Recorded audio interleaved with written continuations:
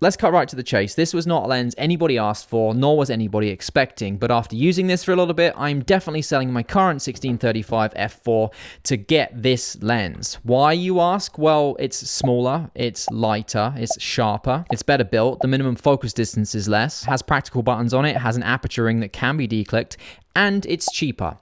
We can just end the video right there. There's a link down below. Thank you for watching. We're not going to end the video right there, but let's get into the specifics about why I love this lens, and you might like it too. Sony was kind enough to send this to me very quickly when I asked, because I knew I was going on a trip. I wanted to get lots of content, make some videos about this lens. With that said, no money has exchanged hands, nor is Sony getting to see any of these videos before I post them, because I'm going to be making a few about this lens. All that boring stuff out the way, let's get on to the video. Now, I actually have shot a one lens film with this, which hopefully should be up there by the time you watch this video. So if you're looking for something a little bit more narrative driven, what you can do with this lens, you might like to go and check that out. I put those out once a month, literally tell a story just using one lens. If you like that kind of thing, maybe try subscribing down below so you can get those sent directly to you. After a few minutes of using this, it was instantly obvious how much of an upgrade it was over my current 16-35 f4 that I use. Straight off the hop, it is smaller, not by a lot, but it's smaller. That means it's easier to go into a bag, and all the other things associated with it being smaller. It's also lighter, 353 grams versus 518. Both of these are weather sealed, but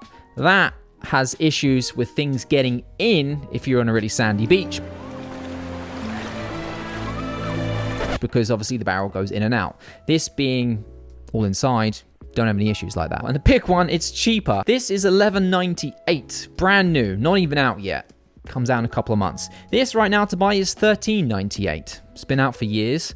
That's more expensive than this is. This has more features. It makes 0 sense, but here we are. Now, there is one thing this one has, which this one doesn't have, and that is OSS. Let's take a look at what OSS can do for you compared to this by shooting the same thing on both lenses at the same time with two separate cameras while talking about today's sponsor, which is Skillshare. If you're like me, I don't learn well from books because I don't enjoy reading. I never have, I never will. Video, on the other hand, I find much easier to digest, and I just learn a lot better from it. Skillshare is an online learning platform with thousands and thousands of classes, and they're all video based. Think of it like an on-demand service for learning. You can do everything at your own convenience. So if you want to sit down and learn about cinematography for one-man band filmmakers on your computer, you can do that. Or if you want to be learning about how to make Instagram reels as you're just walking around the house and do it on your phone, you can do that too. There's no ads to skip like this, which I guess is technically an ad, but hopefully you haven't skipped this yet, because this is giving you value, allowing you to see whether you need OSS or not. Maybe you've made that decision by now. Maybe you haven't. There's actually a great staff pick on Skillshare right now from a fellow YouTuber called Nathaniel Drew, and he has a class about how you can get more confident talking to the camera. One of the big things that he points out is how you should always start by talking about things you're very confident in, because when you're more confident, it's going to be easier to talk to the camera. I actually have a class coming on Skillshare soon as well. A little sneak preview for you there, how to shoot weddings. If you're interested in any of the classes that I've talked about today and you want to get your first month free, if you head down to the description box, the first 1,000 people to click that link or use the code Chris Brockhurst will get their first month free.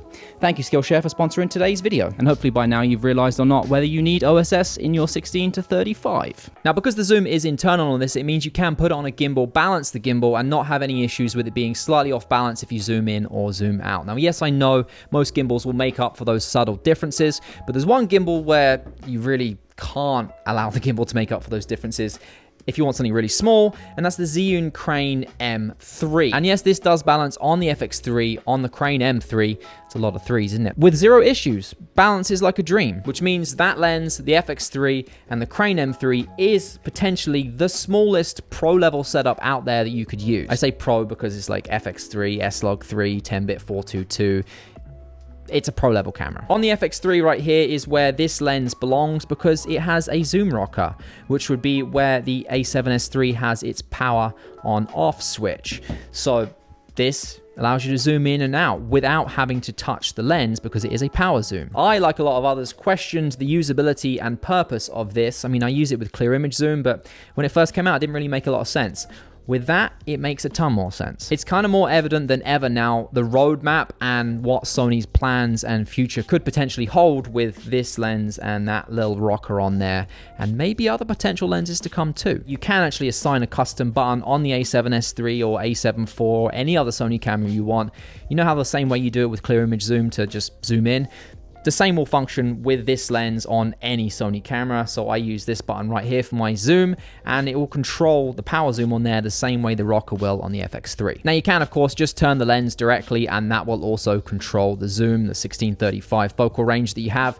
But with the other methods, you don't have to touch the lens, so it's just easier and quicker. This opens up the possibility of more unique and different styles of shots because you're not having to touch the lens. You can control it with a remote, you control it with an app. I can now do a dolly zoom super easy with a slider like this one from iFootage right here, and it's all just a lot easier to do. With the power zoom, whatever you turn the camera off at, so if you turn it off and it's at 16, when you turn it back on, it's at 16. If you turn this when it's turned off, it's not doing anything.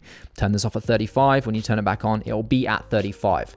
That could be a good thing, it could be a bad thing, depending on whichever way you look at it. Zoom speeds for the power zoom can be controlled in any Sony camera as well. It's in the zoom menus like you've always had. Power zoom's not gonna be for everybody. You know better than anyone else if it's something you're gonna use or would like to have. It does allow you to achieve much smoother zoom ins and zoom outs and all the things that come with that too. Autofocus, everything you've seen has been with the autofocus turned on. It works flawlessly. Sony has the best autofocus out there, hands down. You can fight me on that. And as of March 2022, this is Sony's latest lens. It has the best autofocus that you could possibly get. It's the best. Focus breathing is handled very, very well. This is just as much a video lens as it is a still lens, if that hasn't become evident in today's video. Now I use my 1635 f4 for a ton of real estate content, for wide content, login, traveling, architecture, landscape, and this does all of that better because it's lighter, it's smaller. I've talked about this all already. This is a better version of this. Now it's probably seeming at this point that this is now just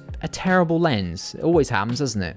New iPhones, new laptops. Mac Studio, which just came in, basically means any Apple computer before. It's just now pants by comparison, but that's not the case. This is still a fantastic lens. But if you're looking to upgrade from this for anything that we talked about in this video, or you don't have a 1635 right now and you're looking to get one, I think it's abundantly clear which one of these you should buy.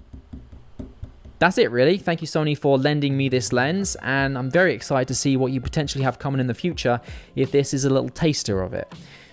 Hopefully some good things. Thank you for watching. If you're not already subscribed, then do it. Click that button down below. I'll just wait for you right now where you go ahead and click it. You can just scroll down. Yep, and click. Good. Done. All right, perfect. Thank you for watching, and I'll see you in the next one. Take care.